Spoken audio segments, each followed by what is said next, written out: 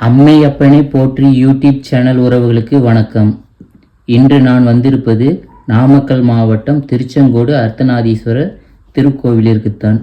இந்த கோவிலின் சிறப்பு மற்றும் வரலாறை இப்போ நம்ம பார்க்கலாம். அருணகிரிநாதரால் திருப்புகழும் திருஞான சம்பந்தரால் தேவாரமும் பாடல் பெற்ற கோவில் ஆகும். மூலவராக இங்கு சிவபெருமான் ஆண் பாதி பெண் பாதியாக அர்த்தநாதீஸ்வரராக காட்சியளிக்கின்றார். தாயார் பாகம்பிரியாள் என்று அழைக்கப்படுகிறார். சிவனின் ஒரு பாகத்தில் பிரியாத இடம் பிடித்ததால் பாகம்பிரியாள் என்று தாயை அழைக்கப்படுகிறது. இங்கு உள்ள அர்த்தநாதீஸ்வரர் திருவுருவ சிலை வெள்ள பாசானத்தால் ஆனது. இவர் சுயம்பு மூர்த்தி ஆவார். இவரின் கால் அருகில் மரகத லிங்கமும் பிரதிஷ்டை செய்யப்பட்டிருக்கும். அதன் அருகில் பிரிங்கி மகரிஷியின் உருவ சிலையும் இருக்கும். சிவபெருமான் அர்த்தநாதீஸ்வரரின் திருவுருவ காட்சி எடுப்பதற்கு காரணம் இந்த பிரிங்கி முனிவர்தான். ஆணும் பெண்ணும் ஒன்றுதான், ஆணின்றி பெண்ணில்லை, பெண்ணின்றி ஆணில்லை என்ற தத்துவத்தை பிரிங்கி முனிவருக்கு எடுத்து காட்டுவதற்காகவே சிவபெருமானும் பார்வதி தாயாரும் அர்த்தநாதீஸ்வரர் திருவுருவ காட்சி கோலம் எடுத்தார்கள்.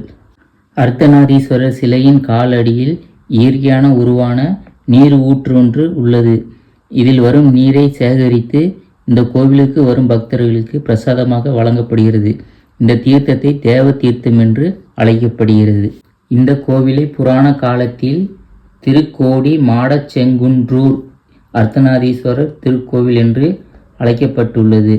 இந்த மலை சிவப்பு நிறத்தில் இருப்பதால் செங்கோடு என்றும், ஆதிசேஷ நாகம் நேருமலையை பற்றி கொண்டபோது வாயுதேவனால் காற்று பலமாக வீசப்பட்ட போது நேருமலை உடைந்து சிதறியது. அதில் ஒரு பாகம்தான் இந்த மலை என்பதால் இந்த மலையை நாகமலை என்றும், தெய்வ திருமலை என்றும், உரசகிரி என்றும் பல பெயர்களால் இந்த மலையை அழைக்கப்பட்டுள்ளது.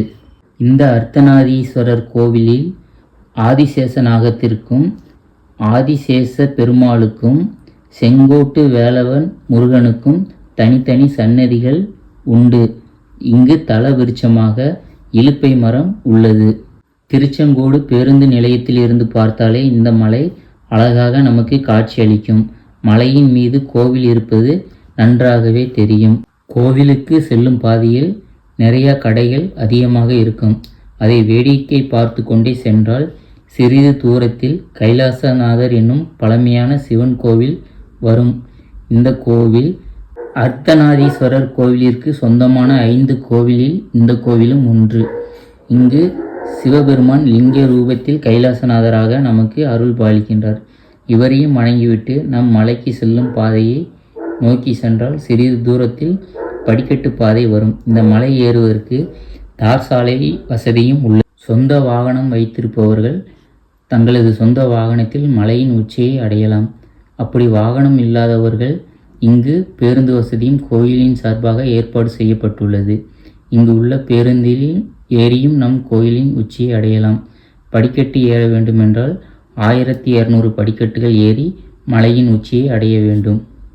மலையின் அடிவாரம் அடைந்தவுடன் ஆறுமுக சுவாமி முருகன் கோவிலும் விநாயகர் கோவிலும் இருக்கும். அவர்களை வணங்கிவிட்டு படியேற ஆரம்பித்தால் மலையின் அடிவாரத்திலிருந்து கோவிலின் உச்சிக்கு செல்வதற்கு 700 முதல் 800 அடி உயரம் வரை மலையேற வேண்டியதிருக்கும். படி ஏறுபவர்களுக்கு ஓய்வெடுக்க அங்கங்கே மண்டபங்களும் கோவில்களும் கட்டப்பட்டு இருக்கும். செல்லும் வழியில் வீரபத்ரருக்கு தனியாக கோவில் உண்டு. அதேபோல் ஒரே கல்லினால் ஆன பிரம்மாண்டமான பெரிய நந்தி கோவிலும் இங்கு இருக்கிறது. சிறிது தூரம் மீண்டும் மலை ஏறினால் நாகப்பள்ளம் என்னும் ஒரு பகுதி வரும். அங்கே 20 அடி நீளத்தில் ஆதிசேஷ நாகம் சிலை பாறையில் செதுக்கப்பட்டிருக்கும்.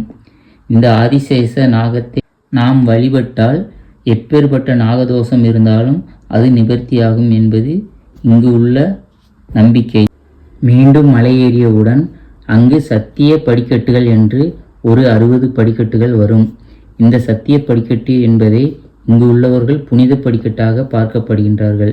இந்த 60 படிக்கட்டையும் வணங்கி நல்ல காரியங்களை நினைத்து வேண்டிக் கொண்டு சத்தியம் செய்தால் அந்த நல்ல காரியங்கள் நடக்கும் என்பதும் ஐதீகம். அவர்கள் வேண்டியது நிறைவேறியவுடன் இந்த 60 படிக்கட்டுகளுக்கும் நன்றி செலுத்தும் விதமாக 60 படிக்கட்டுகளுக்கும் சூடம் ஏற்றி பால் அபிஷேகம் செய்து தேங்காய் உடைத்து வழிபடுகின்றார்கள்.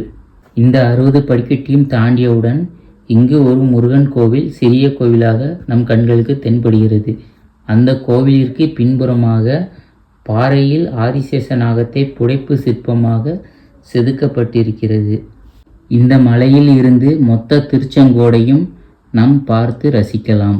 கோவிலின் அருகில் சென்றவுடன் கோவிலின் ராஜகோபுரம் 5 நிலையில் கொண்ட 85 அடி உயரத்தில் பிரம்மாண்டமான அழகிய சிற்ப வேலைப்பாடுகள் கொண்ட ராஜகோபுரம் நம்மை அன்புடன் வரவேற்கும்.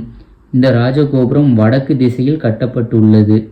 இங்கு உள்ள ஆதிசேஷ சன்னதி தெற்கு பார்த்தும், ஆதிசேஷ பெருமாள் திருச்செங்கோட்டு வேலவர் முருகன் சன்னதி கிழக்கு பார்த்தும் அமைந்துள்ளது. அர்த்தநாரீஸ்வரர் சன்னதி மேற்கை பார்த்து அமைந்துள்ளது. இங்கே கோசாலையும் உள்ளது. கோசாலை என்பது மாட்டு கூடாரம். இங்கு உள்ள பசுக்களுக்கு உணவு அளிப்பதன் மூலம் நம் வாழ்வில் நன்மை ஏற்படும் என்பது நம் முன்னோர்களின் ஐதீகம். கார் பார்க்கிங் இருக்கும் இடத்திலிருந்து வலதுபுறமாக சென்றால் ஆஞ்சநேயர் கோவிலிற்கு செல்லலாம். ராஜகோபுரம் அருகே உச்சி பிள்ளையார் கோவிலிற்கு செல்லும் வழியும் உள்ளது. அந்த வழியாக சென்றால் சிறிது தூரத்தில் அங்கே மாசாணி அம்மன் கோவில் இருப்பதை நம் வலதுபுறமாக பார்க்கலாம். மாசாணி அம்மன் கோவிலை தாண்டியவுடன் வலதுபுறமாக ஒரு கல்லு மண்டபம் இருப்பதையும் நாம் பார்க்கலாம். இங்கு வருபவர்கள் மிகவும் கவனமாக வர வேண்டும். இங்கு அதிகமாக குரங்குகள் உள்ளது. இடதுபுறமாக மிக பெரிய பாறை ஒன்று எந்த ஒரு பிடிமானமும் இல்லாமல் மலையின் விளிம்பில் இருக்கிறது. அந்த பாறை தரையில் கூட சரியாக ஒட்டவில்லை. ஆனாலும் பல 100 ஆண்டுகளாக பாறை சாயாமல் அப்படியே உள்ளது. ஒருவேளை பாறை கீழே சாய்ந்தால் மலையின் அடிவாரத்தில் இருக்கும் குடியிருப்பு பகுதியில் விழுவதற்கு அதிகமான வாய்ப்புள்ளது. உச்சி பிள்ளையார் கோவில் செல்லும் வழி பாதுகாப்பு குறைவாக இருப்பதால் முதியவர்களும் குழந்தைகளும் கவனமாக செல்ல வேண்டும். செல்லும் வழியில் இங்கு ஒரு சுனையும் உள்ளது. அந்த சுனையில் மீன்களும் அதிகமாக இருக்கிறது.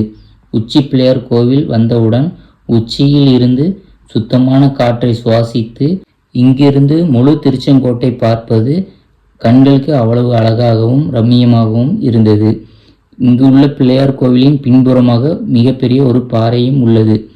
இந்த பாறையை திருமணமாகி குழந்தை இல்லாதவர்கள் சுற்றி வந்தால் அவர்களுக்கு குழந்தை பாக்கியம் கிடைக்கும் என்று சொல்கின்றார்கள். இங்கு உள்ள ஆதிசேஷனை வணங்கினால் நாகதோஷங்கள் நிவர்த்தியாகும். சத்திய படிக்கட்டில் செய்யும் சத்தியமும் நேர்த்திக்கடனும் நிறைவேறும். செங்கோட்டு வேலவனை வணங்கினால் வாழ்வில் நலம் பெறும். ஆதிசேஷ பெருமாளை வணங்கினால் வாழ்வில் சகல ஐஸ்வர்யங்களும் கிடைக்கும். அர்த்தநாதீஸ்வரரை வணங்கினால் திருமண தடை நீங்கும். பிரிந்த கணவன் மனைவிகள் ஒன்று சேருவார்கள். குழந்தை இல்லாதவர்களுக்கு குழந்தை கிடைக்கும். 63 நாயன்மார்களில் ஒருவரான விரன் மீண்டா நாயனார் இங்குதான் அவதரித்தார் என்றும் சொல்லப்படுகிறது. இத்தனை சிறப்புகள் மிகுந்த இந்த கோவிலிற்கு நீங்களும் உங்கள் குடும்பத்துடனும் வாழ்வில் ஒரு முறையாவது இங்கு கட்டாயம் வாருங்கள். நான் மீண்டும் வேறொரு வீடியோவில் உங்களை சந்திக்கின்றேன். நன்றி, வணக்கம். ஓம் நமச்சிவாயா.